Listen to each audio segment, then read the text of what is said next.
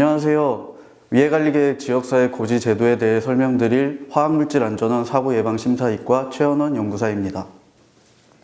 먼저 지역사회 고지 제도가 어떤 것인지에 대해서 개요를 간단하게 설명을 드리고, 다음으로 고지서를 작성하시면서 많이들 헷갈려 하시는 부분이나 고지서에 꼭 포함되어야 할 정보 등 작성 유의사항에 대해 설명드리도록 하겠습니다. 마지막으로 저희 화학물질 안전원에 자주 문의하시는 지역사회 고지 제도에 관련된 대표 질문 몇 가지를 소개해드리고 그에 대한 답변을 드릴 수 있도록 하겠습니다. 먼저 지역사회 고지 제도의 개요입니다. 화학물질관리법 시행규칙 별표 10에 따른 수량 기준 이상 사고 대비 물질을 취급하는 사업자는 화학사고를 예방하고 대응하기 위한 계획을 수립하고 해당 내용을 담은 위해관리계획서를 제출해야 합니다. 위해관리계획서 내용이 적합하다고 판정을 받은 사업자가 계획서 내용 중 화학사고 대응에 필요한 정보 일부를 지역 주민에게 제공하는 제도가 바로 지역사회 고지제도입니다. 고지 의무가 있는 사업자가 이를 이행하지 않으면 5년 이하의 징역 또는 1억 원 이하의 벌금에 처해지게 되기 때문에 이 점 꼭 유의하셔서 불이익을 당하는 일이 없도록 유의하시기 바라겠습니다. 그럼 지역 주민에게 어떤 내용을 어떤 방법으로 고지해야 하는지 알아보도록 하겠습니다. 고지 내용은 사고 대비 물질을 취급하는 사업장의 상호명, 위치, 전화번호 등의 사업장 정보, 사업장이 취급하는 사고 대비 물질의 종류, 유해성, 사고 위험성 등 물질 취급 정보, 사고 발생 시 피해를 입을 수 있는 영향 범위, 주민에 대한 경보 전달 방법, 주민 행동 요령 등 화학사고에 대한 피해를 최소화하기 위해 주민이 숙지할 필요가 있는 정보로 구성되어 있습니다.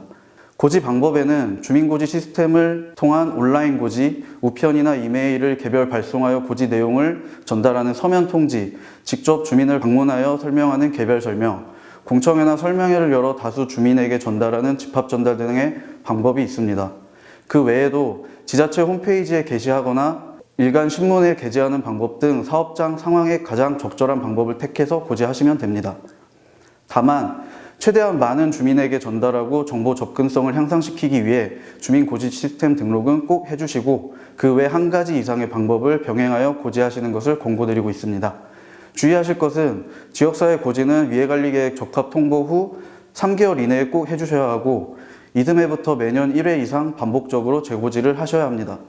그리고 혹시 고지 내용에 변경사항이 발생하면 변경사항 발생 시점에서 한 달 이내에 변경된 내용으로 재고지하셔야 합니다. 다음은 지역사회 고지정보 작성 서식 화학사고 위험 및 응급대응 정보 요약서입니다.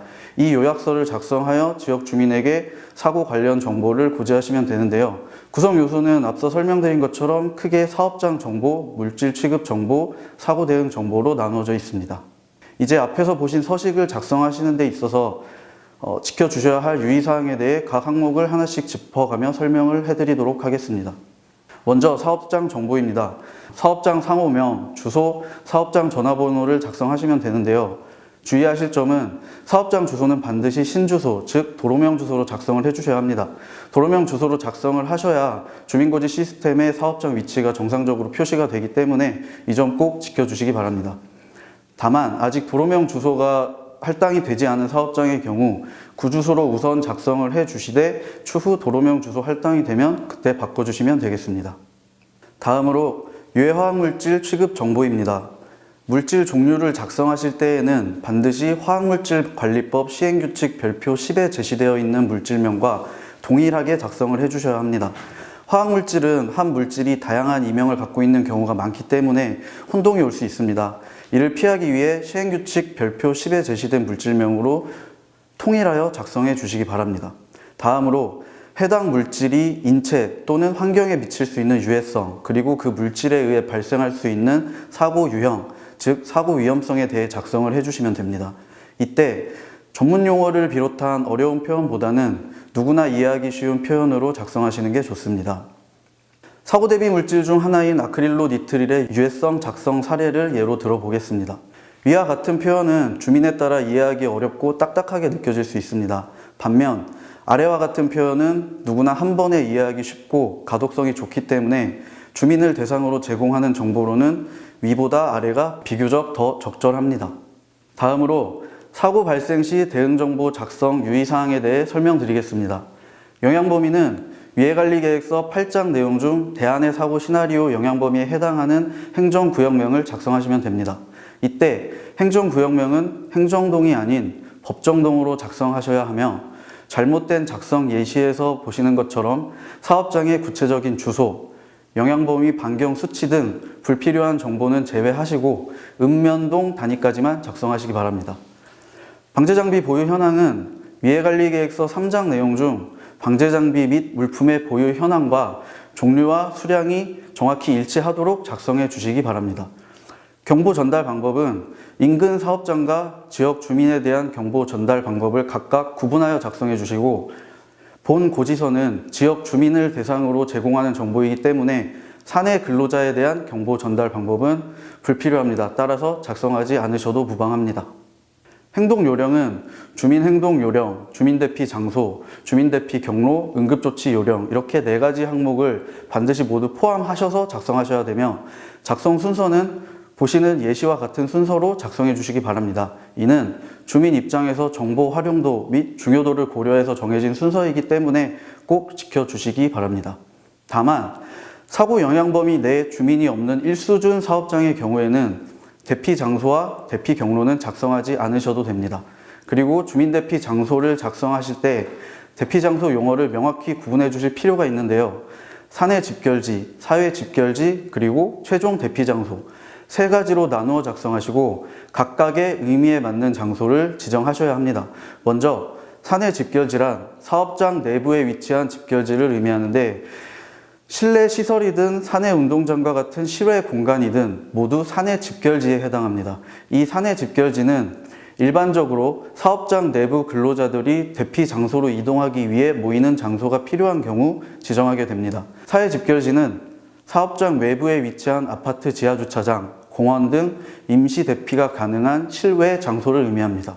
사회 집결지의 경우 최종 대피 장소로 이동하기 위해 주민이나 인근 사업장 근로자들이 모이는 장소가 필요한 경우에, 또는 사고 규모가 작아서 최종 대피 장소까지는 대피할 필요가 없지만 인근으로 소산이 필요한 경우에 잠시 대피할 수 있는 장소로 지정하시면 됩니다.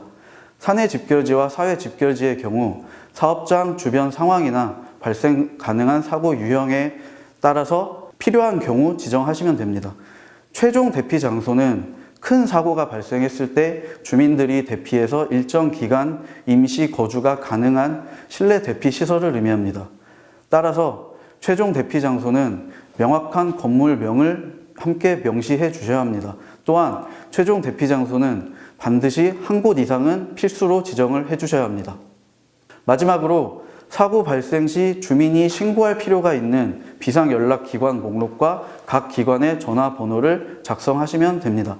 예시에서 보시는 것처럼 소방, 지자체, 환경청, 그리고 24시간 연락이 가능한 당사 비상전화번호, 이 4가지는 반드시 꼭 포함을 하셔서 작성을 하셔야 되며, 그 외 사업장 상황에 따라 추가적으로 필요한 기관 목록과 전화번호를 추가적으로 작성을 해주시면 됩니다. 또한 사업장의 취급 물질 특성에 따라 전문 의료기관이 지정된 경우에는 해당 의료기관의 연락처를 함께 작성을 해주시면 좋을 것 같습니다. 끝으로 저희 화학물질안전원의 지역사회 고지 제도와 관련해서 자주 문의하시는 질문들을 몇 가지 살펴보도록 하겠습니다. 많은 분들이 화학물질 종합정보 시스템의 주민고지를 어떻게 등록을 하는지에 대해, 그 방법에 대해 문의를 많이 하시는데요. 일반 검색 포탈에 화관법 민원 24를 검색을 하시거나 위 URL 주소를 입력하시면 보시는 화면과 같은 사이트에 접속을 하실 수가 있습니다.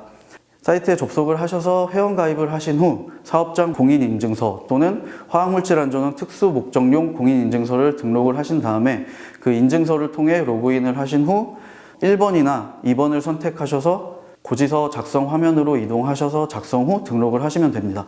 화학물질 종합정보시스템 주민고지 등록 절차는 저희 화학물질안전원 홈페이지에 위해관리계획 자료 페이지에도 등록이 되어 있기 때문에 해당 자료를 참고하셔도 좋을 것 같습니다. 한 사업장에서 여러 건의 위해관리계획서를 제출한 경우 지역사회 고지를 사업장 단위로 해야 하는지 위해관리계획서 제출 건별로 해야 하는지 많이들 헷갈려 하시는데요. 고지는 원칙상 사업장 단위로 하셔야 합니다. 다만 사업자 등록번호가 같은 사업장이라도 소재지가 다를 경우에는 별도로 진행을 하셔야 합니다. 예를 들어 보시는 것처럼 A라는 사업장이 한 부지 내에 있는 공정을 A, B, C 세 가지로 나누어 위해관리계획서를 제출한 경우 비록 세 가지로 나누어 제출을 했지만 지역사회 고지는 사업장 전체 단위로 황산 한 건, 염산 한 건, 과산화수소 한 건에 대해 총 3건의 고지만 이행하시면 됩니다. 반면 B라는 사업장이 서로 다른 소재지에 A 공장, B 공장, C 공장 3개의 공장을 운영하고 있다면 이 경우는 각 공장별로 고지를 별도로 이행을 하셔야 합니다. 영향범위 내에 주민이 없기 때문에 우리는 지역사회 고지를 하지 않아도 되지 않느냐라는 질문을 많이들 하시는데요. 그렇지 않습니다. 관련법에 따라 위해관리계획서 제출 대상 사업장은 영향범위 내 주민 존재 여부에 관계없이 고지를 하셔야 합니다. 위해관리계획에서 말하는 사고 시나리오 영향 범위는 말 그대로 시나리오일 뿐이기 때문에 화학사고가 언제, 어떻게, 어떤 규모로 발생할지 알 수 없습니다. 따라서 시나리오에 따른 영향 범위 내에 주민이 없다고 하더라도 혹시 모를 경우를 대비하여 피해를 미연에 방지하고 최소화시키기 위해 지역사회 고지는 반드시 이행을 해주셔야 합니다.